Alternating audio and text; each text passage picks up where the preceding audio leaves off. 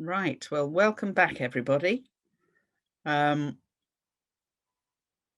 you for coming back.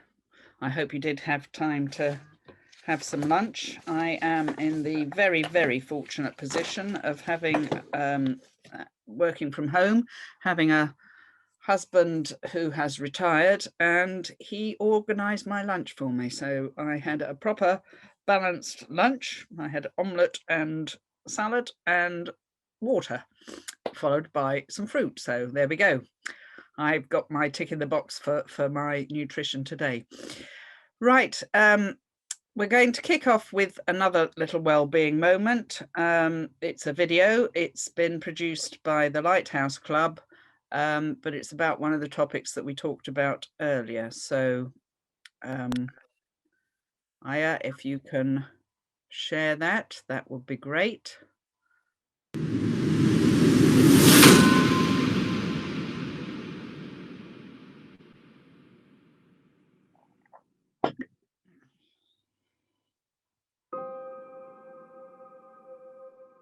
Yeah, mate. Job's brilliant. It's going really well.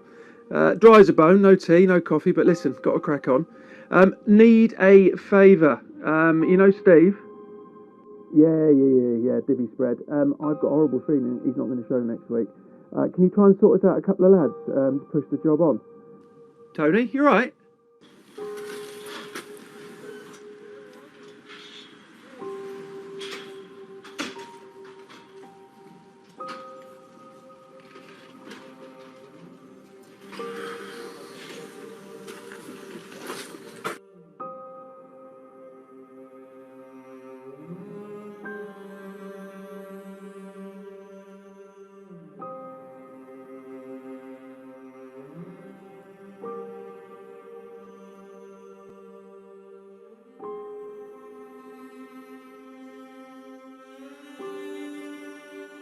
How am I supposed to pay the mortgage?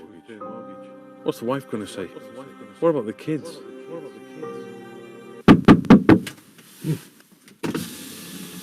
Got your reply from the chippy, mate? Mate, you're right. You don't seem yourself. I'm a bit worried. Actually, no, I'm not, mate. I'm struggling financially. I just don't got a clue where the money's coming from. Right now, our human spirit is being tested to the limit.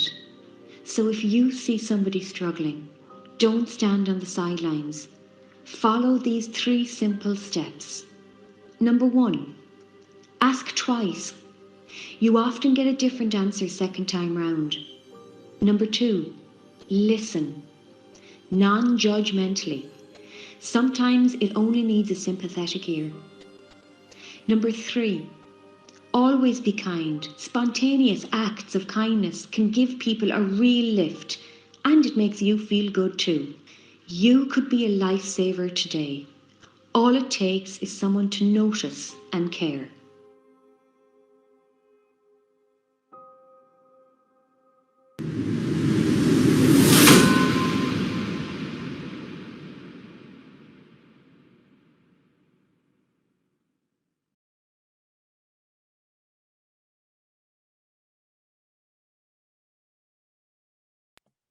There we go.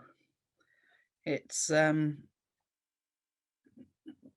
makes you stop and think, doesn't it? So, everything that we've shared today, I will be sharing with you. There will be a conference pack at the end of today.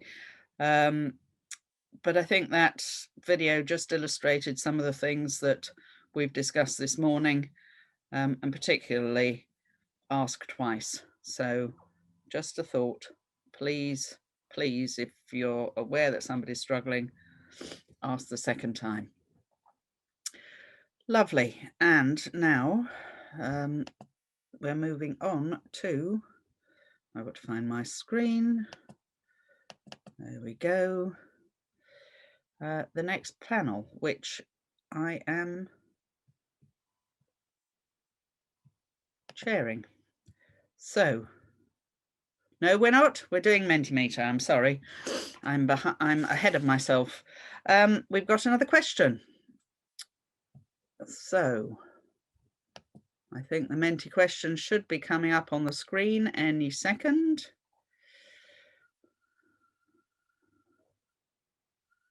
There we go. So phones at the ready, or go onto another screen on your computer. It's a question about what your organisation does to support those suffering from long-term health issues. And that's something that we're going to be covering in this next panel. So the code is on the screen. If you've just joined us, you'll need to go to menti.com and either on your phone or on this open another screen on your computer and start filling in the answers.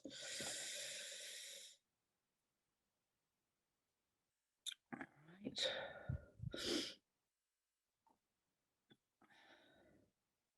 Basic, nothing. That's a bit worrying. I think the question might be, in response to that, is has anybody had the conversation? Does anybody know? Is there a strategy? We're going back to those questions. Right. Okay. Well, we'll leave you to carry on asking those questions, and Menti will carry on in the background, and we'll go over to the panel now. So yes, I do want to stop you. Let's go into my slide deck. And let's move on. Oops, sorry. I hope this is mine. Yes. Great. Okay, so I'm chairing this panel looking at what can be done. If you're not already offering support in the workplace, what could you do? And I'm joined by Jane, Geraldine, Madeleine, and Kate. And Jane, if I can start with you, if you'd like to share with us what you think should be done in the workplace to help employees who are on long-term sick. It may be for a variety of reasons, and possibly also those that are caring for those that are on long-term sick, if you can sort of pick up on that as well. Yeah, certainly. Hi, everybody. Lovely to be invited here to speak today. I'm here today representing British Safety Council, but as you'll see from my biography, I've worked in the health and wellbeing space for 25 odd years, so across academia, strategy, policy, and also in delivery. And it's a really interesting question, isn't it? And thinking about long-term health conditions as we have an aging working population particularly, and we are more prone to developing long-term health conditions as we age, quite naturally.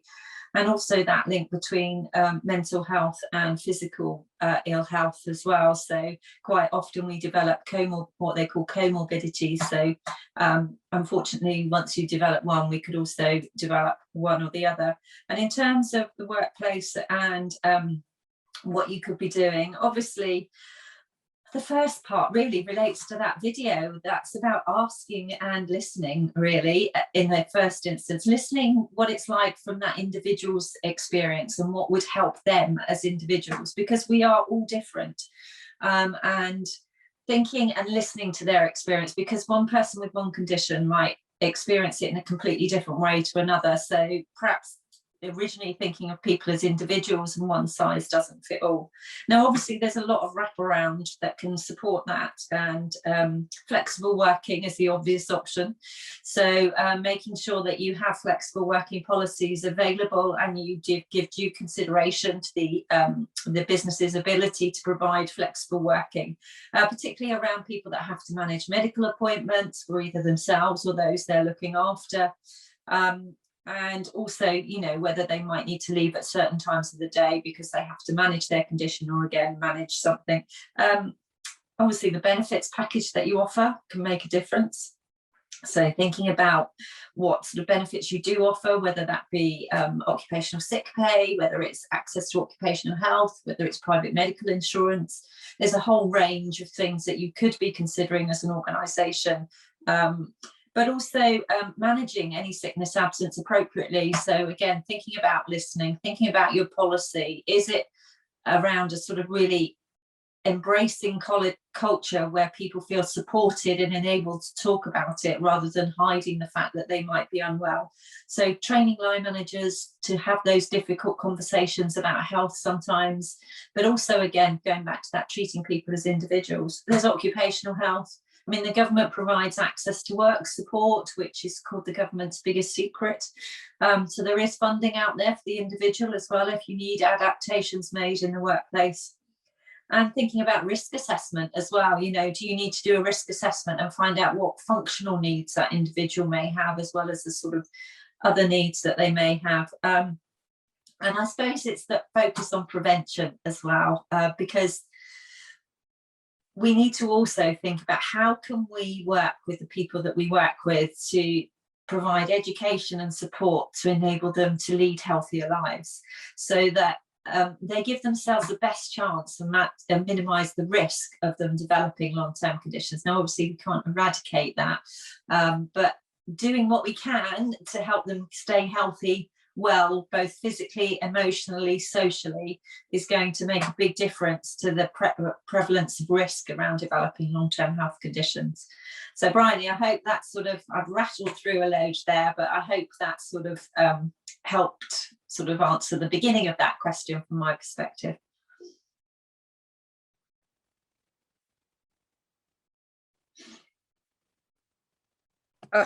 Right, I was struggling with my mute button. Sorry about that. That's okay. Right, thank you very much, Jane. And I'm now going to, I've got some feedback coming back, so I don't know if somebody can mute. I don't know what's going on, but I'm now going to introduce Geraldine from Balfour Beatty, who's going to share her thoughts with us. Thank you, Geraldine. Thank you, Bryony. So hello, everybody. It's really good to be at this event. My name is Geraldine Branner. I'm the Associate Director of Health for Balfour Beatty. So my remit is managing occupational health and hygiene across Balfour Beatty UK.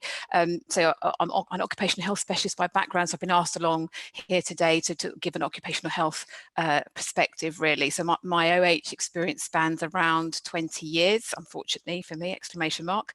I joined Balfour Beatty about 4 years ago, and actually it was a baptism of fire, because occupational health in construction is extremely different in NHS and in emergency services where I've previously worked. So it was an exciting journey over the last 4 years. I've certainly had, and what I have learned while I have been in Balfour Beatty is the thread of health goes through every part of the organisation, and it's really important. It is not a silo, and you know, I've worked with some fantastic colleagues since I've been in Balfour Beatty, from property to IT, procurement, environment and sustainability, employee engagement, and they're all really interested in health and really want to be engaged. We have got such a breadth of roles across the huge business that we have, and it's a really exciting opportunity to be part of that in terms of health. So with regards to this question, which is obviously very dear to my heart, offering long-term help for health issues. I think we've touched on it hugely in the last couple of hours with regards to having honest conversations, but really having those conversations with the line manager. So the line manager is key, and I do feel like that it has been, again, a very common thread going through these discussions. So the line manager providing support to that employee is so key. But I think often our line managers are a bit scared, and they don't know what to do, and they don't know how to support an employee with a long-term health condition, whether it is physical or mental. And I think sometimes what they do is do nothing, because they are scared of doing something wrong. So that actually the inactivity then causes a further rift between them and the employee. So it's really important that our line managers are upskilled. So within Balfour Beatty, we have what we call a Balfour Beatty Academy. which is there to train all of us across the whole business. There's up to 15,000 staff at any one time, so any one of us can join the Balfour Beatty Academy and look at the information on there and upskill ourselves. But in particular to this, there is workshops on comm skills, having honest conversation workshops, effective return to work meeting, a guide for managers toolkits, and there's actually a separate managing absence course for our individual managers. And within this, it talks about having OH involvement, understanding the legislation, supportive conversations, what they look like. And it does give sort of tips and hints about what you might do. Because what I think managers want is tangible advice. They want tips about what they can physically do to support somebody. Otherwise, they often just err on the side of caution and don't say anything sometimes. I think it's important for the managers to know they need to upskill themselves, but also for the employee to know that the communication between the two is a two-way street. It's not just they'll just sit there and be done to. It is really important to have that two-way street with them and the line manager. A timely occupational health referral is really important with regards to supporting people with long-term health conditions. So obviously this is dear to my heart, but it's really important that you are supported in making a good quality referral to occupational health, and then you will get a good quality clinical report back. And often I've seen referrals from managers that have been too lengthy, so they've asked like 20 questions of the clinician, and you can normally get a really good report from just 4 or 5 questions. You can get the answers you need from just 4 or 5 questions about reasonable adjustments, about what support that person may need to get back into the workplace. So if we're asking any more than 4 or 5 questions of our OH providers or OH service, we probably need to really look again at our OH report. And you can get support from HR on completing your OH referral. We in Balfour Beatty have obviously a sickness absence policy, but we also have a reasonable adjustments policy. So it's really important that managers understand what reasonable adjustments are, the legislation around it. HR can support them with that. But we're now introducing a reasonable adjustments passport, so that if an employee has a long-term health condition and has reasonable adjustments being put into place, that then follows them around. So that if they join a new site or change departments, they don't have to go through the whole process again with the new manager. This passport, they will then follow them around and hopefully make the whole process a little bit easier. We also have affinity networks across our business, and one of those is the Ability Network, which basically is hoping to break down barriers about accessibility, understanding of mental health conditions, raising awareness across the whole organisation in terms of diversity and inclusion, and making sure that we're looking at the broad spectrum of diversity and inclusion, which would include chronic ill health. I know Jane mentioned Access to Work scheme, and I do agree that it's a very, very good kept secret, but I would urge you to get on the government website and look at Access to Work scheme, because it does, if you're in employment, it does allow, and you've got a disability or a long-term health condition, it can give you a grant to help with special equipment you might need, or travel to and from work, or software that you might need to help you, support you in your role and to keep you in that job. So really do take a look at that, and again, work with your HR on that system.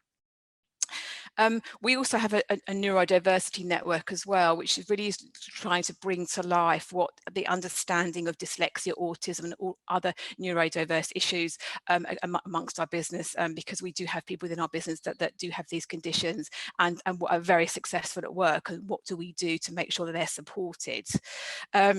We've introduced recently smart working, mainly on the back of the pandemic, but actually that gives employees more choice than ever with regards to start and work times, staggering things, having good discussions with their line manager, and that has been a really successful thing going forward, and I think that will only develop going forward from our business.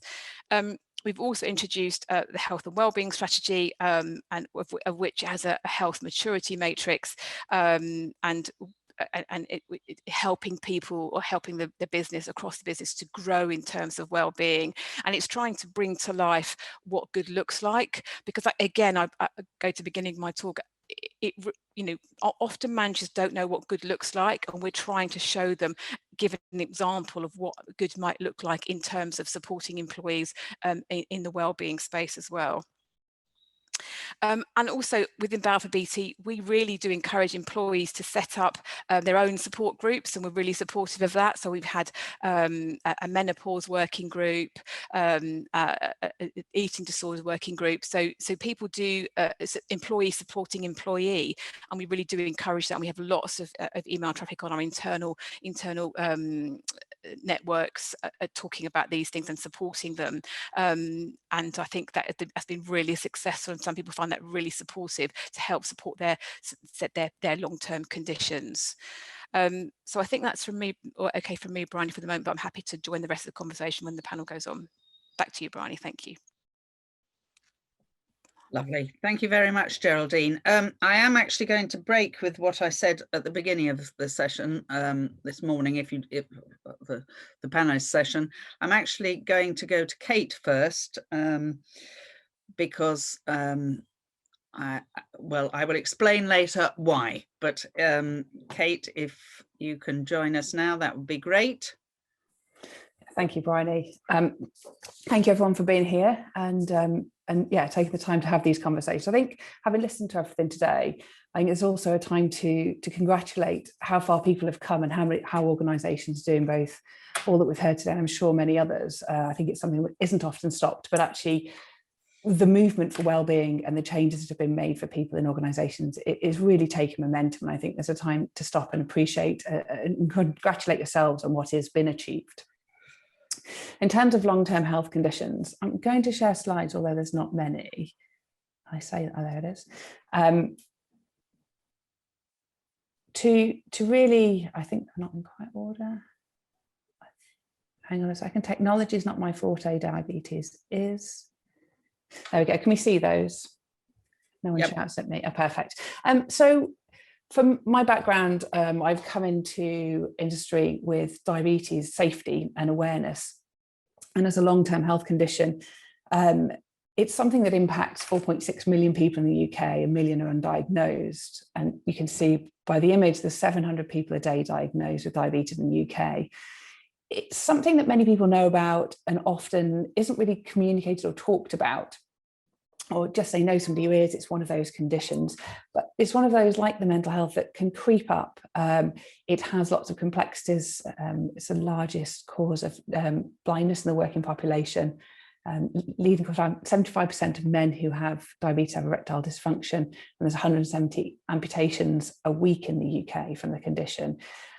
And they're just top-line stats. We have far too many thrown at us, but how do we really help people in work, both all the stuff that's been talked about, from presenteeism to absenteeism to the risks associated from diabetes? So for some people who aren't well managed on insulin, there are risks of blacking out. There are DVLA regulations in place. So we cross the boundary in terms of health and safety around diabetes when we're at the top end and things aren't managed in the right manner.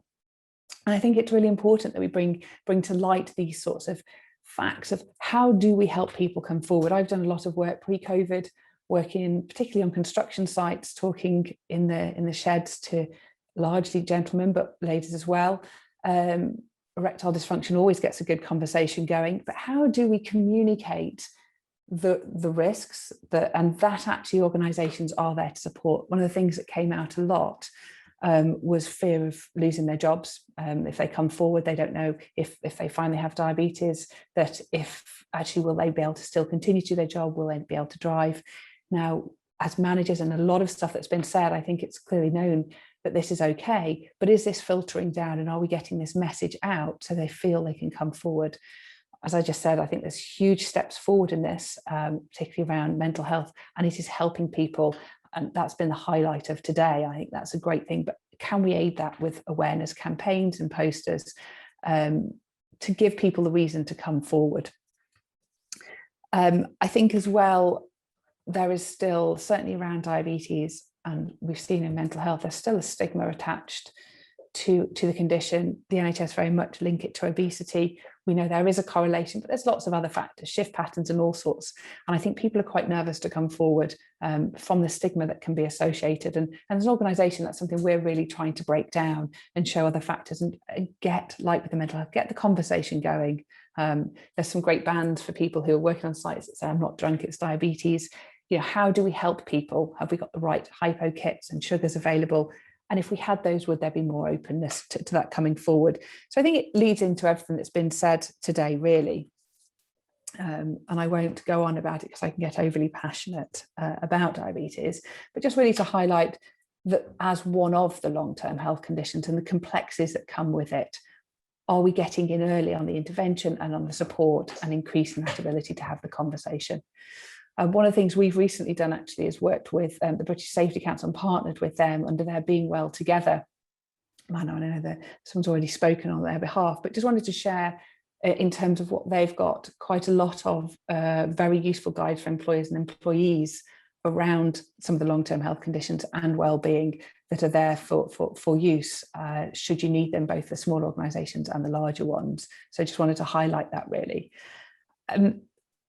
I think it's come out, obviously there's so much information around well-being and it's picking and choosing how do you fit it into a campaign. Last week was Diabetes Awareness Week. We did a lot of work around that and I know lots of organisations did get involved. So how do we keep going with all the other elements that have been spoken about today and fit it all in and then tie it together? As I've talked about from the British Dietetics Association, you know, well-being or food is often one that comes up. And I think there's been some great conversations, but for me, I like the one less challenge. I'm hugely passionate about it. You know, if we could encourage someone to have one less sugar in a coffee today, and some of you had 6 or 7, I saw it on the survey. If you have a sugar in each of those, if you just had one less, that would be 1 kilogram less a month. That would be 12 kilograms less a year, whether that's pints, whether that's wine, whether it's cans of pop or crisps. Just bringing one less down a day or however often, as you can see in this, would make a big difference. And we're very passionate at trying to raise this one less challenge across industry and anywhere who wants to pick it up really to help with the well-being that everybody's speaking so well about today. So I think that's my short share. Stop sharing.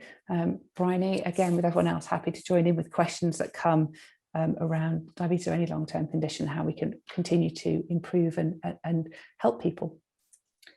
Lovely, thanks very much. And as I said, I've reordered things because Madeleine has a particular story about being on the receiving end of support. So Madeleine, if you'd like to join us, and you can tell us about your experience and therefore what you think employers can do or should do to support. Thank you, Bryony, and it's lovely to join you all. So yes, I'm Madeleine Brideson. I'm a commercial director at Arcadis, but I'm here to give my perspective as someone who's suffered from a long-term health issue. And it's the first time I've spoken about my illness publicly. So I'm going to be bringing my own personal learning, both as a leader and as somebody who's been through it, based upon the strategies that our business had in place for me. I think, unfortunately, my story also shows that things will happen to you no matter what interventions you have put in place. So we always have to bear in mind that sometimes things will just happen. But my background, I'm a chartered quantity surveyor. I was sponsored at university, so I began working as a contractors QS with Bovis in the 1990s and had 10 years with them, and then joined DC Harris in 2003, who became Arcadis. I was a project surveyor, worked my way through our business and spent all my time out on client sites. So with Stansted to begin with, then over at Heathrow on Terminals 5 and 2, Jaguar Land Rover and TfL, and latterly on the Northern Line extension in London. So major client programs. We know the nature of our projects that we work on in the construction industry, always deadlines, always stress. But it was on the Northern Line extension in the project offices on a Friday afternoon in November 2017. I had a phone call from my GP who said to me that I probably had bowel cancer. I was 43, my girls were 9 and 7. Up until that point, I'd been in good health. I didn't smoke, I exercised, I was a vegetarian for 20 years. I didn't drink excessively. and there was no family history of any kind of cancer. So my only symptom had been some heart palpitations that I'd had a couple of weekends before that I couldn't explain and hadn't gone away. So I'd gone to see my GP and I'd had some routine bloods, and that phone call came the following afternoon. And they were obviously very keen to get me into the hospital system. The heart palpitations have been caused by what turned out to be severe anemia, which is down to internal bleeding. So in fairness to my GP, she did absolutely nail it. And I left the office that afternoon and I didn't come back to work for 2.5 years. And I refer to that day as one of the trapdoors of life that we all can fall through. And you can be trolling along quite happily, just living family life at work, and then all of a sudden, boom, everything's gone from beneath you. And it may not just happen to us. I mean, often we'll support a close colleague or a friend or a member of our own family through this. And I think we need to bear that in mind when we talk about well-being as well. That is also very much about looking after people who are affected in some way by serious illness. At the point of my diagnosis, my husband and I agreed I probably wouldn't work again. So I think, and it did turn out to be a stage 3 cancer, so it was a pretty serious one as well. And thanks to Sophia this morning for reminding me about my statistics. So I've made a mental note to bear those in mind, because at the moment I'm 3.5 years into my 5-year follow-up programme. But the fact that I'm back in a senior director role, so not just a small role in Arcadis, and I'm sitting talking to you guys as well, thinking, is this well-being? But yeah, actually it's a way of helping other people who are going through the situation that I've been through. And it was down to some very simple strategies that Arcadis had in place actually for me. And life wasn't perfect during that time. I had downs, there were a couple of howlers, but it was due to the overwhelming positive support from my business, led right from the top downwards, that kept me part of our business. They refused to let me move away, if you like, and I'm back, and I've promised myself that I'll be back for as long as I continue to love my job, and that I can deal with inevitable stresses that come with our jobs. For me, it's very important about understanding the impact of my own role upon my emotional, my mental and my physical well-being, which I suddenly, thanks to some counselling as I came back to work, realised are all linked. So I would say very quickly from my points of learning, and then we'll obviously answer questions too. But for me, I had a single point of contact. In my case, it was my line manager. He lives locally, which helped for him. It doesn't have to be a line manager, I don't think. It can be somebody within the team. It could be a team leader. We use team leaders at Arcadis. They're responsible very much for wellbeing, communications, and our people development. They're generally people who have natural people leadership skills and attributes, a strong and emotional empathy, and they can be particularly good for this type of circumstance or situation. It needs to be the right person. They need to get on with the person who's ill. They need to be prepared to understand what's going on. They need to be able to filter communications. I need to be protected from the pressures of work. It was very, well, I wasn't interested in work. At the point of a diagnosis like that, everything's stripped away. The last thing you want to worry about are your emails or whether or not anybody can find a file in the office. But equally, it's important that they can filter messages of support. It's nice to have that contact. They also need to be able to ask the right questions and be prepared to do their own research too. Cancer is certainly not all the same. Everybody has different experiences of it, different experiences of treatment.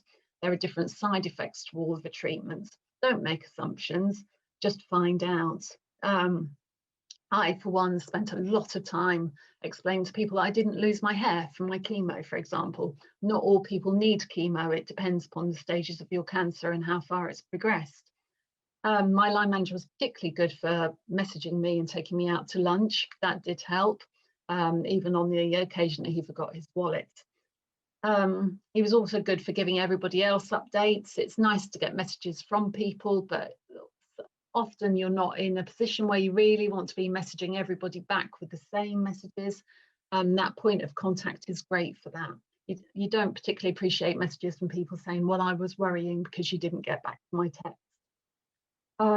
It's also important to bear in mind, though, I mean, whereas my reaction was that I just wanted to drop work and just focus on my family, my treatment and my recovery, some people want to carry on working, and it's really important to understand how to do that and how to be flexible. And this is where wellbeing policies may not have a one size that can fit all. It's also really important to understand that you need to support that point of contact, whether it's the line manager or someone else. It's extremely stressful if you're supporting somebody who's very ill. It's a real emotional burden. For me, there was no pressure to return to work. It took me a long time to recover from my treatment. Arcadis were wonderful. I offered to resign when my chemotherapy ended because I just said to them I just could not consider being back at work again, and they were wonderful. They just said, just stay sick, stay with us. They just kept that contact, kept that support. I'd say the little things make a massive difference. I had a call from our CEO who again asked my line manager if he could contact me. Mark looks after 4,000 people in the UK, but he wanted to reach out to me, and that call that afternoon made an enormous difference to me. Just he leads wellbeing for our business from the top, and it was a standout moment during that awful time that just kept my connection to our business. And I thanked Mark personally for that when I returned last year. And people remembering milestones and sending messages when you've got big tests coming up. I was forever in and out of the scanners. Just getting the messages saying thinking of you today made a huge difference. And our team PA also lived locally and used to turn up with little boxes of chocolate and a nice bar of soap. Makes a big difference. Here's the do nots. They stand out. I hate to say it, but as a patient, where somebody who's going through this, you do notice. General emails, awful. You haven't done this. You haven't completed your timesheet. You haven't filled in this specific health and safety KPI. I would say this is particularly for large businesses, but also for small. If you've got general systems that pump out reports saying somebody hasn't done something, it's quite important to check those lists against people who are off sick, because they don't want to be receiving an email telling them that they haven't recorded a health and safety observation, ironically, that month. I also had a classic comment from somebody within my wider leadership team who had told my line manager, I'd get in touch and see how she is, but I don't really know her. And I thought, rubbish excuse. If you're in leadership, don't be silent. Don't rely on others. Do what you need to do. Being a leader is difficult. Sometimes you have to do difficult things that feel quite hard for you, but that's what makes the difference between a good leader and a poor leader. Also, don't ask the person who's ill for sponsorship because you're running a marathon or something for cancer. It's bad enough going through it. You don't really want to be sponsoring people for it. Coming back to work, I couldn't even remember my own work phone number. Onboarding people again, bearing all of this in mind is really important. Be gentle with them. I know there were some concerns. I was lucky enough that the business had an insurance policy that they were able to draw upon for me to support me financially, but insurance companies are extremely stressful. Keep on top of the requirements of your policies and the communications around that, and try and protect the person affected as much as possible, or just be gentle with them in terms of checkups and filling in forms. I had 9 months of a phased return to work, and I'd accrued annual leave during that absence, and that made a huge difference for me because I was able to work out which working patterns worked well for me, and it allowed me to make long-term decisions then about the best way to return to work flexibly and how I could work part-time and still do my job well. I would just say I'm probably overrunning, Bryony, so I will finish there, but I would just say have an interest in your people. As leaders, be interested in them, remind everyone to look after themselves, provide the right support for all of them, but also be prepared to lead by example. So if you're telling everybody to look after themselves, show them that you're doing that. Take your lunch breaks, exercise when you say you're going to, log off at a reasonable time of the day. I would really say live your values, and also is a question I ask myself now as I've come back to my role, is actually what legacy will you leave when you've left your business behind as well. Thank you, Bryony.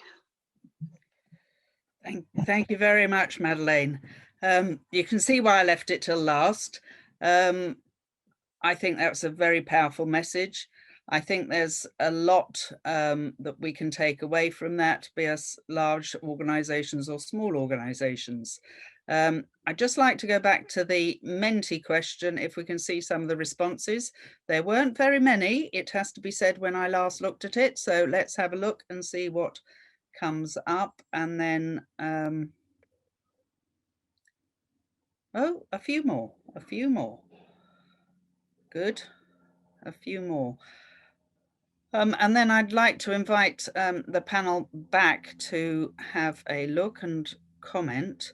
But what I'm particularly interested in is, I'm aware that today we've spoken to a lot to people from large organizations. And it's often said that things are different in a smaller organization, but I'm very keen to get across that actually leadership is leadership, whether you're in a large organization or a small organization. And I'd just like to go back to everybody to say, if you had a message for any leader, what would it about supporting people in the workplace who are suffering health issues? They don't necessarily need to be off sick, but they may be having health issues. What would it be? So Geraldine, you seem to have come on. Your camera is on, so I'm hitting More you for first. me. But if everybody else wants to come on, I think we're taking a slip in Madeleine, because she's given us a whole list of things that we should and shouldn't be doing. But I'd just like to have your comments, Geraldine, and then Jane, and then Kate. Thank you. Can I just say, Madeleine, thank you very much for that really honest, as a clinician myself, a really honest feedback, and it was really, really powerful. So thank you so much. You know, it was extremely valuable and quite moving. So, and it's lovely to see you looking so well. Not that I've met you before, but you look fantastically well. So well done. I think I'm really passionate about behaviours and communication. I know that's it sounds so boring, but actually, if we are as leaders doing the right behaviours and really looking at and you know, we in Balfour BT we've got behaviours and values, of course, as you'd have, and actually we're very strong on that in our PDRs. And do you stick to your behaviours and values? But I wonder how many of us just look those and don't actually look at what the behaviours and values are, and if we are walking the walk, and really making sure that we are living by that. Because you know, it is difficult being a leader, it's difficult being a manager, there's huge amounts put on us, and you know, we can be stressed ourselves. But actually, if we are constantly having to making sure that we are treating others how we'd like to be treated ourselves, of course, but actually what is the best thing for that person, and having that real personal element to you, and looking at those behaviours with it being inclusive within your team, I think it could just really be transformational. And it sounds so simple, but it is so true. Thank you. Jane, do you want to come in there? You're on mute. Oh, sorry. So all of those things, I would say. I think if I was talking to leaders, picking up what was said earlier, really, that interest in people, treating people as individuals, thinking about how your behaviours and your attitudes might affect other individuals.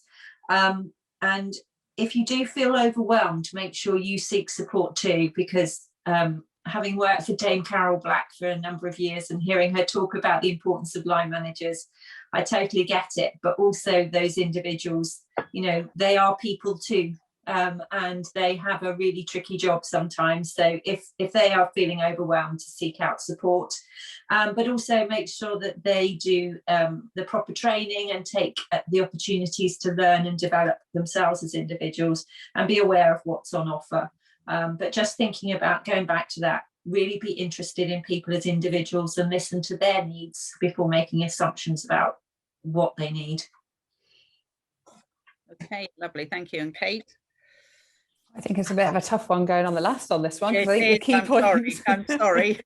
It's fair enough. I think all the key points have been really well highlighted, and Madeline, again, thank you for sharing. I think that really, when it comes from the heart and is so openly shared like that, I think we learn so much more. But really, I suppose that to follow on with what's been said, it's leaders been able to make themselves available so people feel they can talk. It's that touching on, isn't it, where no matter what position that person feels, they can come and speak to them. There's that open door, and as everyone said, they're approachable with a kindness, and they're going to listen and not judge. I think that's the key part. People don't want to be judged, do they? And I think if we can continue to build the environment that's being done, it will only grow into that ability for people to have the space to talk.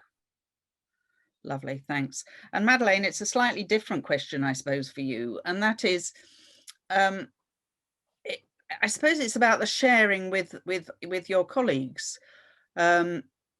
And you mentioned learning about different conditions. How important do you think it is that to share and to be open and honest?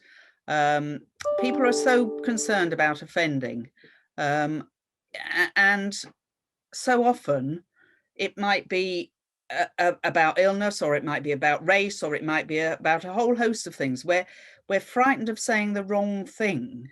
What do you think leaders or colleagues can do about that? It's very difficult, isn't it? And I think it's important to read body language and look at the way your questions are answered. I was always very open about my illness. I didn't mind people knowing. Because I knew messages of support would help me too. I think if questioning is gentle, and again, you just read the signs, it's fine to ask. And to try not to make assumptions. I say cancer particularly is very difficult, but one of my GPs said to me, they think with medicine, it's much more of an art than a science. I mean, we're all so different. Unfortunately, I do feel, which isn't always reassuring when you're having cancer treatment, actually. Sometimes you want to know that there's a textbook for all of this, but the reality there isn't. I'd also say there is a way of asking twice. I mean, I know we talk about asking twice when somebody's under pressure. For me, I get asked a lot how I am, which I don't mind, but there are different ways of asking someone how they are. You can ask how someone is, and if they say, yeah, I'm fine, actually, yes, it's okay. And then I will have people who will say, but how are you?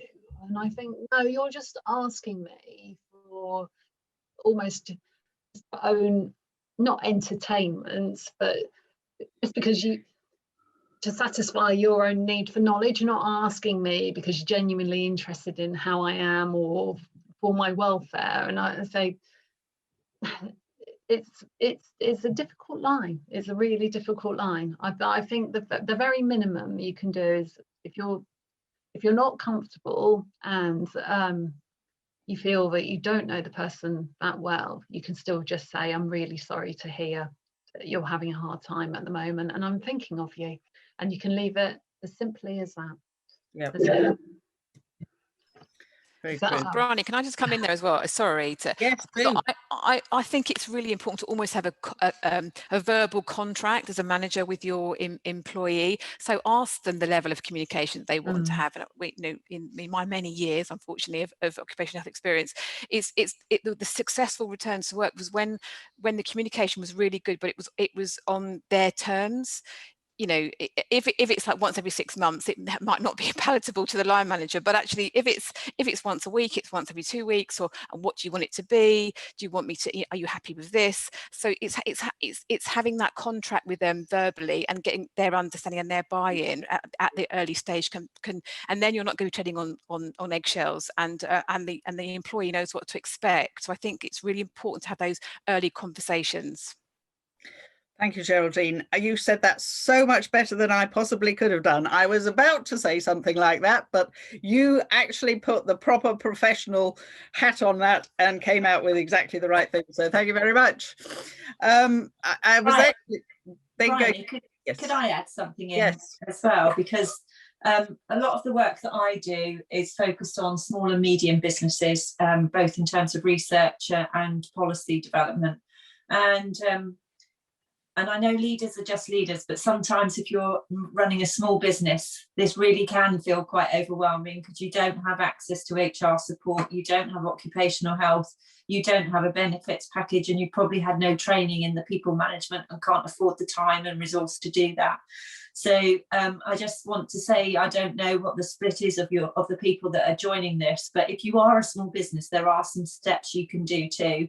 And it's really about treating people as people. I just don't want this to feel too overwhelming if you haven't got this whole wealth of structure and support around you as a small business. I think I must be sending thought processes down the wires, because I was literally just about to go on to that and ask what, because yeah, you're right. I mean, certainly when those registered, it was a good split between large organizations, small organizations and medium-sized organizations, and they won't have those No. those people in place. But you know, whatever can be done to support. And I was then going to go on to, in actual fact, access to work. I know about access to work. I've put the link in the chat, but perhaps somebody would like to pick that up and explain what it is and what is on offer, because it is those small businesses that very, very rarely hear about access to work. I have to hold my hands up. The first time I heard about it was when Lord Blunkett spoke at an Inspiring Change conference and told us that it was the House of Commons hadn't really heard about it either. So no, I mean, I worked in government for the Work and Health Unit for a number of years, and we always did call it our best kept secret. No matter how much it was publicised, people just didn't seem to pick up on it. But it is a grant that's available to an individual. I can't remember the maximum figure now. I think it's up to something like £32,000 to help them with either reasonable adjustments or, you know, flexible ways to get into work. It could provide taxi service or all sorts of manner of things that the employer and the employee can work together to actually get access to that money to make the job more accessible for everybody, so that people can operate with parity, and makes the job easier for them, and it removes barriers, basically. lovely, thank you. I mean, the Being Well Together program that BSC has got loads of guides, which includes information about access to work as well. Right, okay. We are just about on time. Kate, we haven't heard back from you, and Madeleine, if you want to pop in and say whatever is still on your mind, please do. Kate, have you got any thoughts you want to add?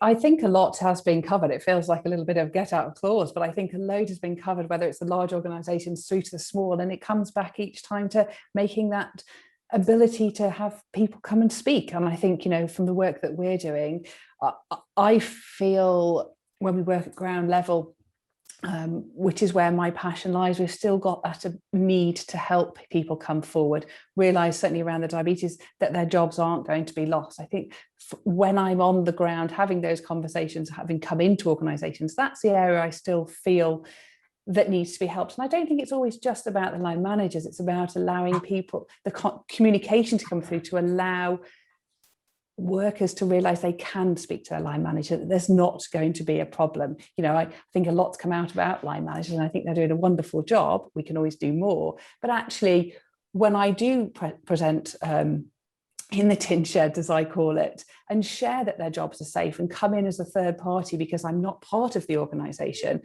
there suddenly is an understanding that this is okay, adjustments can be made, they won't lose their jobs. And how do we continue to have that conversation? And sometimes third parties can be good at that because it doesn't feel like the company are telling them. And I think, you know, when you show them that, it gives a new perspective of what can be done, and we can engage with them, and then they can feel they can go to line manager. We've certainly had people come after talks and said to us, we've told the line manager we've actually gone and had our test for diabetes, we do know we've got it, I have come forward, I thought I was going to lose my job. And I think these are some of the other conversations coming from a different angle, not just line management.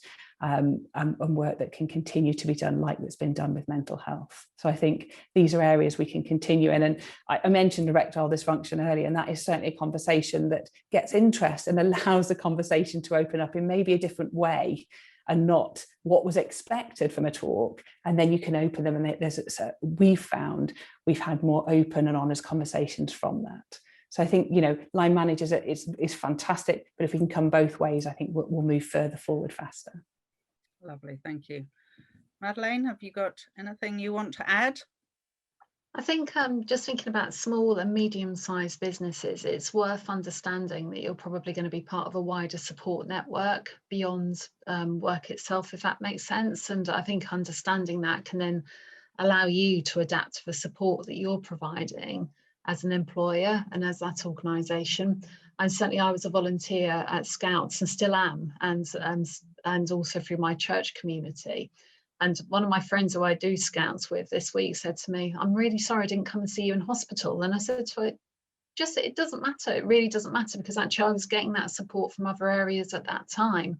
I mean, you will find that people just pick up generally right across your life and hold you up during those really dark days, and saying it's definitely something to bear in mind. Some people will need more support than others, and it's just about making it personal as you can. Lovely, lovely, thank you. Well, we are absolutely bang on time, so I don't think it's down to my chairmanship, I have to say. But I am conscious that people do need to get away. Thank you all very much for participating on my panel. I've learned a lot all throughout today, but I'd particularly like to say thank you to Madeleine, because that was a very personal and powerful story, and thank you for sharing it with us. I could tell at times there was some emotion in your voice, and it's just wonderful that you've felt able to share it with us, and it's good that there's a positive story coming from it as well. So thank you very much, everybody. And now I have to switch over and put on a different hat and do a well-being moment myself. So thank you all very much indeed. Thank you. Thank you. Right, now it's back to a little bit of audience participation on this. I've got to share my screen, and I've got to find my right slide, and I've got two slides open. I hope I'm going to go to the right one. Is it going to do? It's not moving. Right, okay. Now this is for everybody to do. I want you to just have a little bit of chill time and just think carefully and quietly. You can write things down if you want, but I'd just like you just to take a little stock of yourself today. So start to think about writing down 5 things you can see. I'll give you a few minutes. I hope there's a plant in the room. I hope there's a picture on the wall.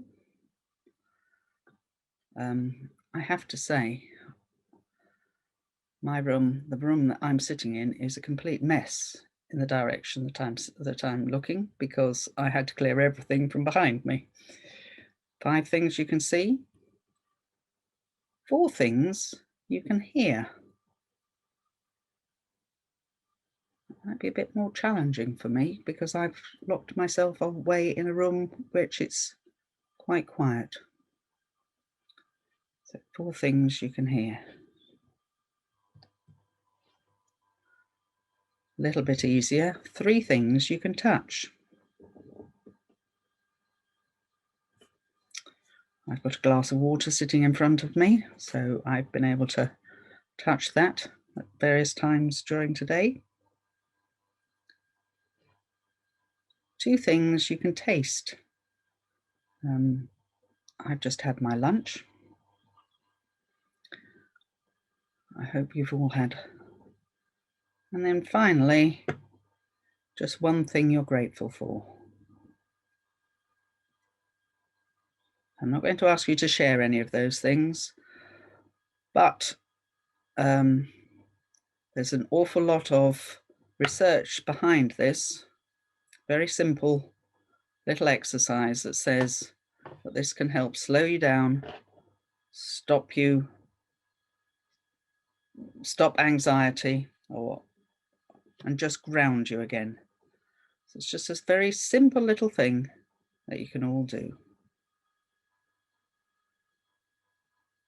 And now, I don't think we are opening Mentimeter. Now I'm going to invite Peter back to join me. And between the two of us, are you there, Peter? I'm here. Ah, he's there.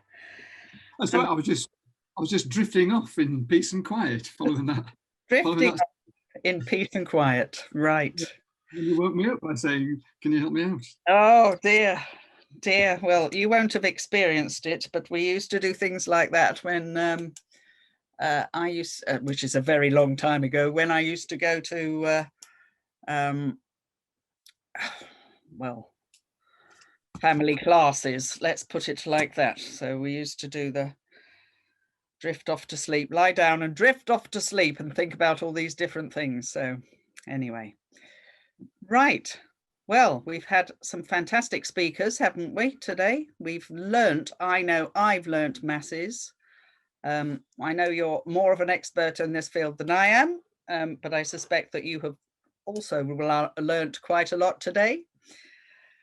Yeah, well, I'm just happy to give a bit of feedback from my perspective, Bryony. I'll be very brief, but I'd just like to reflect on both the two really powerful personal stories that we've had, both from Ashley and Madeline.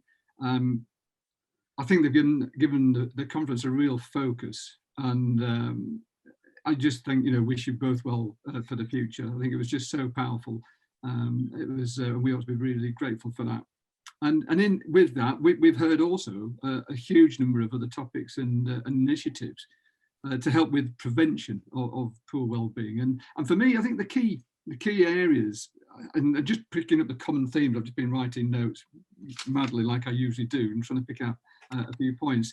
Communication is one that occurs pretty regularly. But it's communication of what?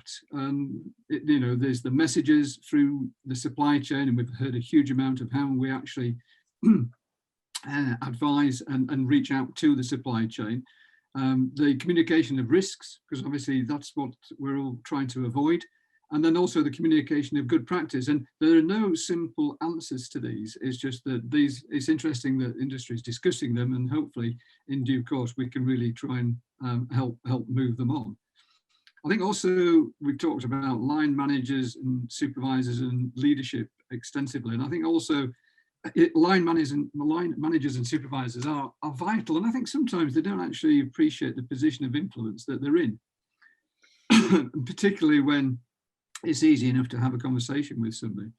And I think you've also said leadership, lead by example, set a good example first, and then and lead by it. And actually, we're all leaders. We're all responsible for our own health and safety and well-being. But the big question for me, and I think we've talked about it extensively, is how do we influence the SME organisations and those people who don't have the support of those bigger organisations? It's a big question, and again, there's no simple answer. But I think really we have touched on it. If you try and find something which is realistic, something which is manageable for your own sized organization. So don't bite off too much, like do it in a bite-sized way. Even if you just go out and buy a plant and stick it in front of your desk, then I'm sure Eddie will be pleased, and it might improve the quality of the air.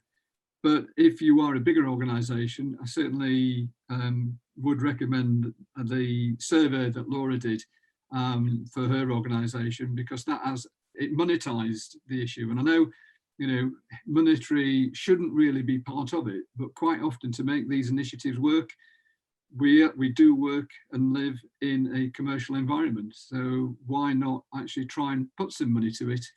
And then that should hopefully influence your board to actually make the investments that are needed. So I think really that's it from my angle, Brian. I'm sure there are lots of others, but those were just interesting snippets for me. Yep, I'd just like to go to the final Menti question. If Sarah or can share it. We've just got one more Menti question before we ask, or we have questions from any other questions from the floor. Yeah, how likely are you to review your wellbeing practices and processes after today's conference? This is looking very positive. This is good.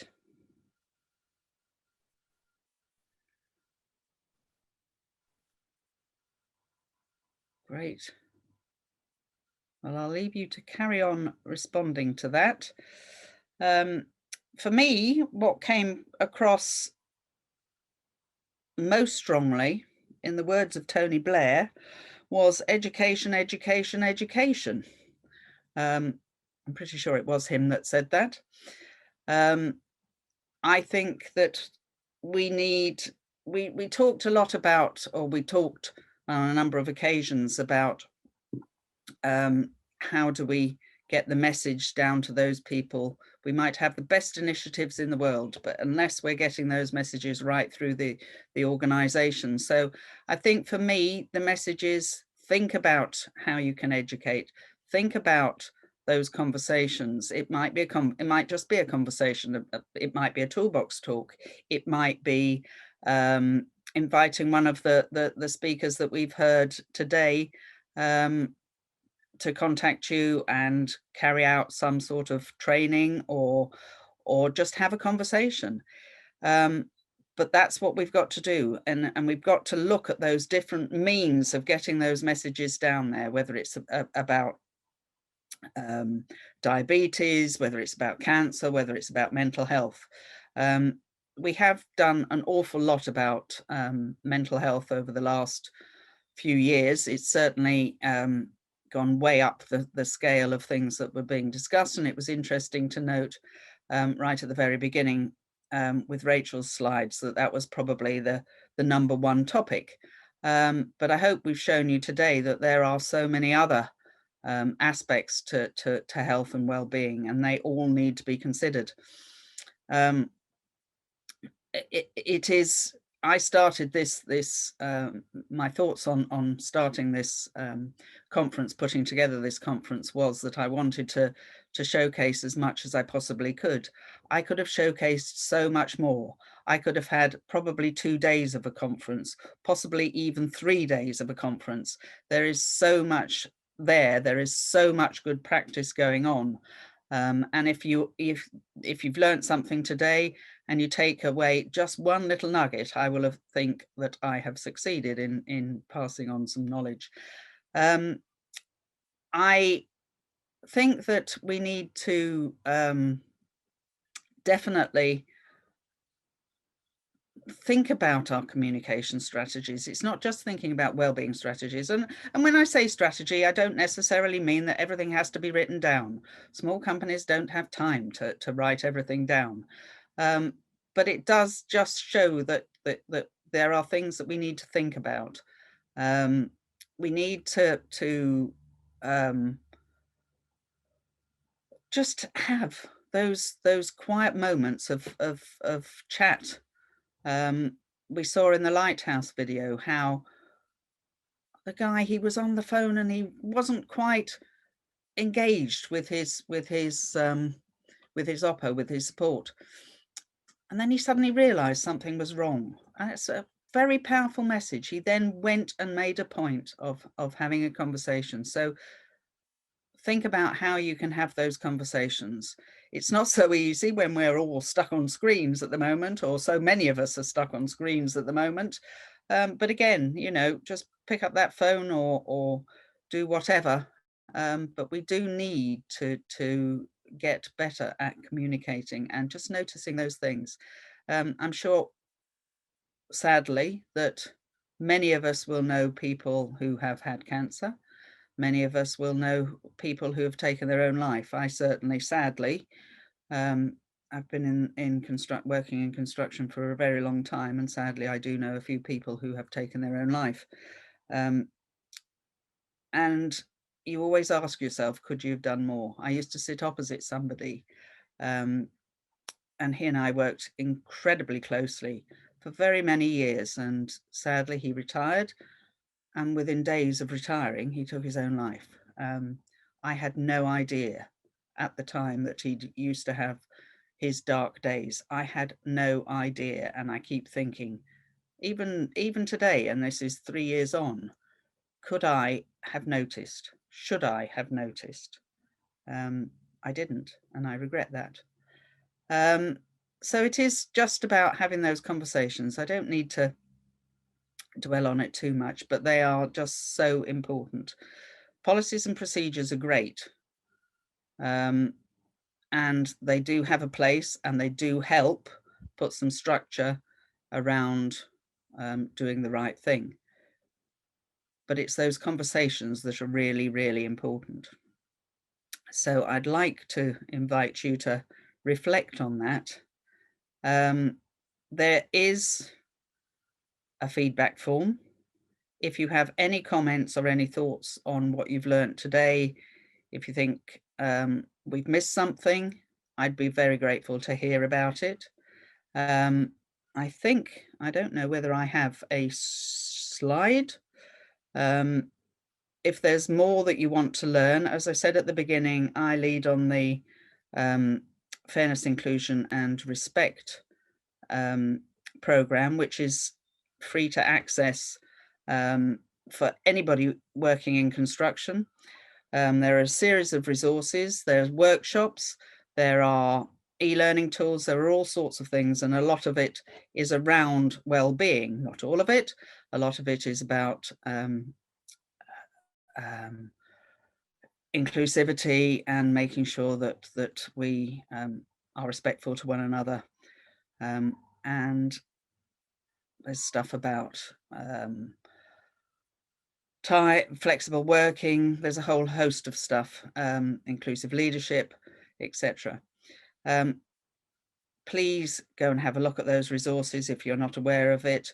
We'd like you to access them. They're free. They've been supported by the CITB for very many years. And we are always developing tools. So if there's any thoughts about anything that we're missing, then please let me know. Either through your feedback form or just, you've got my email address, so just get in touch with me. And on that, I think I might even be able to give you back 4 minutes. There don't seem to be any questions in the chat, in the Q&A session. So thank you very much, everybody, for participating. Thank you especially to the panelists and to Peter.